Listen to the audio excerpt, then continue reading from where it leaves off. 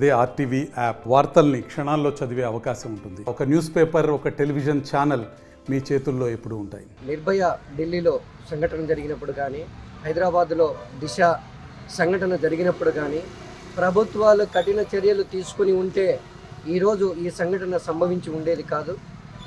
ప్రాణం పోసేటటువంటి వ్యక్తి యొక్క ప్రాణాలు తీయడం అనేది ఒక హేయమైనటువంటి చర్య. ఈ చర్యను భారతదేశ ప్రజలందరూ కూడా ముక్త కంఠంతో నిరసన తెలపాల్సిందిగా కోరుతున్నాం. ఈరోజు ఇస్లామిక్ స్టేట్స్ ఉన్నాయి, ఎక్కడైనా తప్పు జరిగింది అంటే వెంటనే చేసిన తప్పుకు అక్కడ శిక్షను వేస్తారు.